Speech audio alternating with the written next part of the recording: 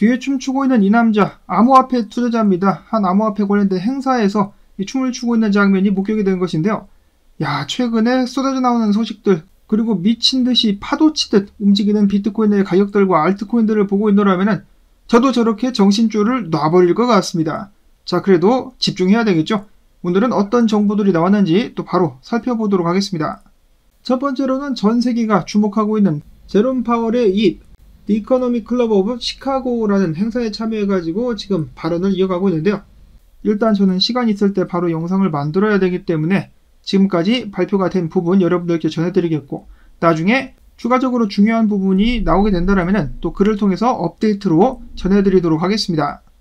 자, 일단 첫 번째로 그는 이렇게 이야기를 했는데요. 미국 경제가 견조하나 불확실성 및 하방 리스크는 상존하고 있다. 올해 1분기 미국 경제의 성장률은 전년보다 둔화될 것으로 보인다. 연준의 정책 변경에 앞서서 보다 명확한 상황이 확인될 까지 기다리는 것이 바람직하다라며 도널드 트럼프가 금리를 내리라고 하는데 아직까지도 바득바득 우기면서 내리지 않겠다라는 의지를 보여주었습니다. 자, 그러면서 그는 관세가 미국 경제에 끼칠 영향력이 예상했던 것보다 더 클 것이며 관세는 최소 일시적으로라도 인플레이션을 상승시킬 것이다. 또한 헤지펀드들이 포지션을 줄이는 모습을 계속해서 찾아볼 수가 있겠는데 시장의 변동성은 지속될 것이다. 다음으로는 긴축 속도를 늦추겠다라고 이야기를 했었던 연준 같은 경우 양적 긴축을 완전히 중단하는 시점에 가까워졌다라고는 보지 않는다. 미국 연준은 필요한 경우 언제든 해외 달러 유동성을 공급할 준비가 되어 있다라고 지금까지 이야기를 한 것이 전해졌습니다. 전체적으로는 매파적인 그런 부분들이 많았으며 시장에 유리하게 작용할 수 있는 부분, 금리 인하에 대한 힌트라든지 그런 부분들이 없었기 때문에 아직까지는 없기 때문에 시장에는 부정적인 기자회견이었다라는 쪽으로 의견들이 쏠리고 있습니다. 지금 보시면 아시겠지만 미국 증시 일제히 떡락을 하고 있는데요. 파월이 기자회견을 시작한 이후부터 더욱더 급속도로 하락하고 있는 모습이 보여지고 있습니다.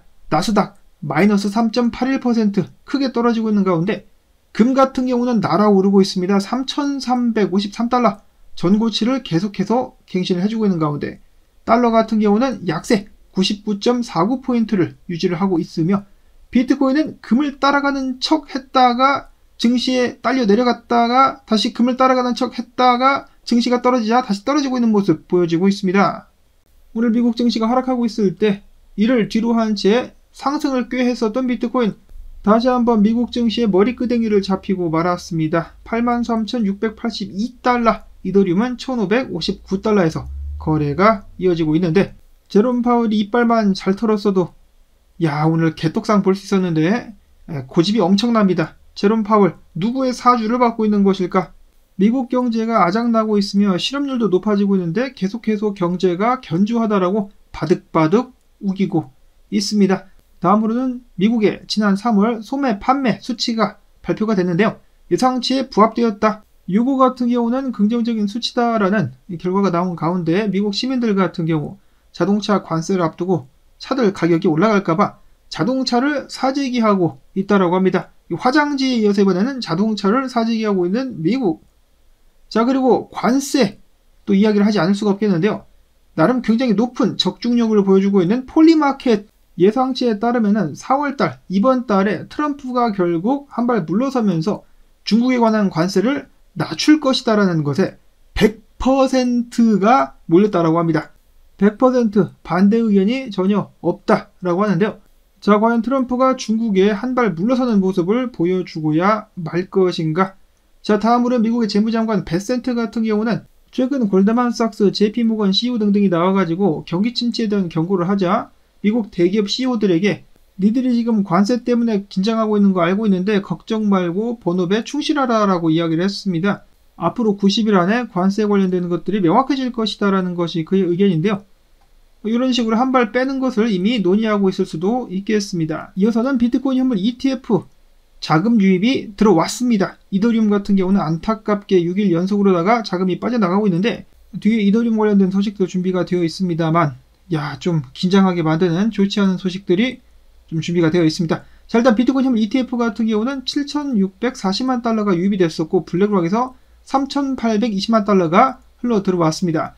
이더리움 같은 경우는 1,420만 달러가 빠져나갔고 블랙록에서의 유입 및 유출은 없었습니다.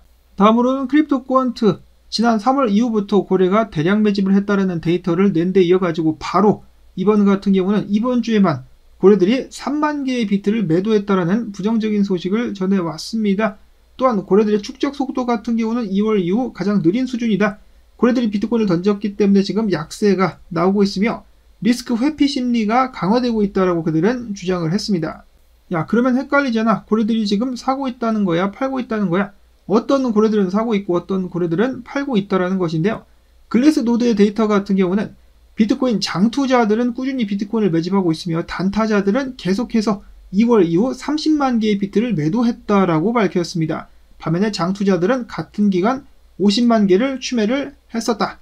정말 장투자, 단타자 다 같이 던졌었으면 지금 나락으로 갔겠죠. 파는 고래들도 있고 사는 고래들도 있다. 그 중에 장투자들은 꾸준히 비트를 매집하고 있다라고 하고요. 다음으로 로이터 같은 경우는 이런 소식을 전해왔습니다. 중국의 지방정부가 압수한 암호화폐 중에 약 15,000여 개의 비트코인을 민간 기업을 통해서 처분하고 있다. 비트를 던지고 있다라는 것인데요. 그동안에 중국이 비트를 매집하고 있다 혹은 매집할 계획을 가지고 있다라는 찌라시들이 다 돌아섰는데 이 기사가 사실이라면은 그 찌라시들은 전부 다 가짜로 판명이 나게 되겠습니다. 비트를 모으지 않고 던지고 있다라는 지방정부. 어리석은 것들. 아니면 혹시 이것도 반 트럼프 움직임의 일환인가? 트럼프가 비트 좋아한다라고 하니까 비트를 던지고 있는 것인가? 다음으로는 암호화폐 시장 분석업체 테넥스 리서치. 최근에 비트가 반등세를 보여주고 있음에도 불구하고 그닥 긍정적이지 않은 분석을 내놨습니다. 단기적으로는 약세, 장기적으로는 횡보가 예상이 된다는 것인데요. 여기서 또 횡보를 한다고 완전히 사람들을 오징어처럼 말려 죽일 생각인가? 자, 아무튼 그들은 이야기하기를 현재 암호화폐 시장 온체인 데이터는 강세장보다 약세장에 가깝다. 그동안에 매수세에 힘을 더했었던 개인 투자자 중심의 시장 구도도 아니다. 비트코인 가격대 73,000에서 94,000달러 넓은 범위 내에서 거래가 되고 있는데 작년과 마찬가지로 긴 횡보 기간을 거칠 것이다라고 이야기를 했습니다. 여기서 뭐 얼마나 더 긴 횡보를 거쳐야 된다라는 것인지. 그런데 이런 상황이 바뀔 수 있는 부분들이 있다라면은 제롬 파웰이 금리를 내리거나 혹은 미국이 관세에 관련된 문제를 해결한다라거나 그러면은 시장 변동성과 함께 횡보가 아닌 방향성이 나오게 될 수 있으리라 기대를 해봅니다. 자, 오늘 비트코인 차트 분석 같은 경우는 특별하게 나온 것이 없습니다. 비트가 지금 해당 지지 구간을 깨지 않은 채로 변동성을 가중시키고 있기 때문에 일단 투자자들 그리고 트레이더들 지켜보고 있는데 특히 제롬 파웰의 기자회견이 끝나고 나서 시장에 어떤 영향을 끼치게 될지 좀 더 지켜보겠다라는 것이 아닌가라는 생각이 듭니다. 일단 긍정적이지는 않은 제롬 파웰의 이빨.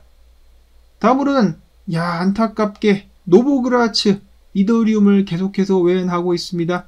지난 4일 동안 갤럭시 디지털은 37,500여 개의 이더리움을 거래소로 갖다 던졌는데 어제 저녁에 또 12,500개의 이더리움을 바이낸스 거래소로 보냈습니다. 자, 그런가 하면 해당 물량이 중복돼 가지고 카운팅이 된 것인지는 모르겠지만 최근에 파생상품 거래소로 77,000여 개 이더리움이 흘러 들어갔다라고 합니다. 크립토코언트 기고자 아마르 타하 같은 경우는 이야기하기를 기관 투자자나 이더리움 고래가 해지 포지션을 구축하거나 공매도를 위한 선행 신호로 이런 식으로 이더리움을 대량 입금을 하곤 한다. 유사한 상황이 지난 3월 26일 발생을 했었는데 이후 이더리움은 하락세를 보였다라고 진단을 내렸습니다. 자, 지금 비트파이넥스에는 이더리움 롱 포지션이 어마어마하게 쌓여 있는데요. 한쪽에서는 롱 포지션 사고 한쪽에서는 막 던지고 있습니다. 뭐 어떻게 될지. 그런가 하면 트위터 X에서도 화제가 됐었던 가슴 아픈 한 고래 사연이 소개가 되기도 했었는데요.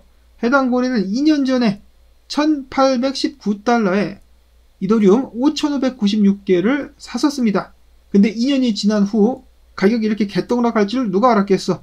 결국 이더리움을 포기 131만 달러를 손해보면서 손절을 치고 말았다라고 하네요.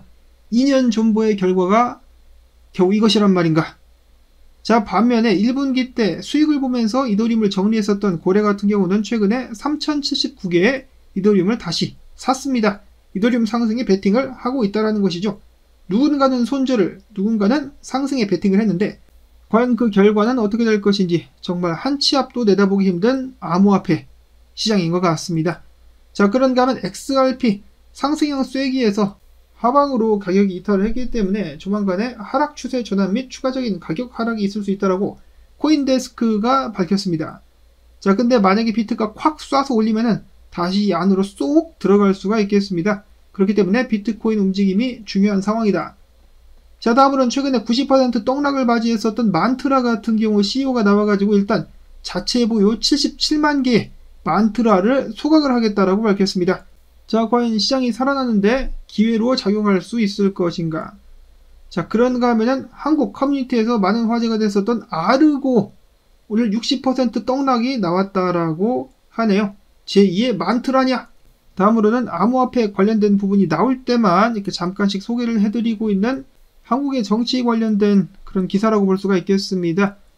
홍준표 대선 경선 후보 정책 발표 회의에서 본인도 트럼프처럼 암호화폐 자산 및 산업을 강하게 육성시킬 것이다 라고 밝혔습니다. 자, 이런 점들은 암호화폐 투자자들에게 환영을 받을 만한데요. 개인적으로는 이분 공약 중에 저는 강력 범죄자들에게 사형을 선고하는 것, 그리고 범죄에 대한 처벌을 강화시키는 것, 이런 부분들이 굉장히 마음에 들었었는데 이제 암호화폐 관련된 긍정적인 발언까지 해주었습니다. 자, 다른 당에서도 암호화폐에 대한 긍정적인 발언을 하게 된다면 공평하게 영상에서 한 번씩 소개를 드리도록 하겠습니다. 자, 마지막으로는 스위스 같은 경우 기차역에서 비트코인을 살 수 있도록 이런 식으로 기기가 마련이 되어 있다고 하네요. 한국 같은 경우도 지하철역에서 혹은 편의점에서 앞으로 비트코인을 매입 및 매도할 수 있는 그날이 올 수 있기를 바라보면서 오늘 변동성 주의하시길 바라며 나온 정보들 도움되셨다면 토마토밭도 한번 가지가 광고 영상 재생 한 편만이라도 마지막까지 여러분들께 부탁을 드리면서 저는 다음에 새로운 소식 가지고 인사를 드리도록 하겠습니다. 안녕히 계십시오.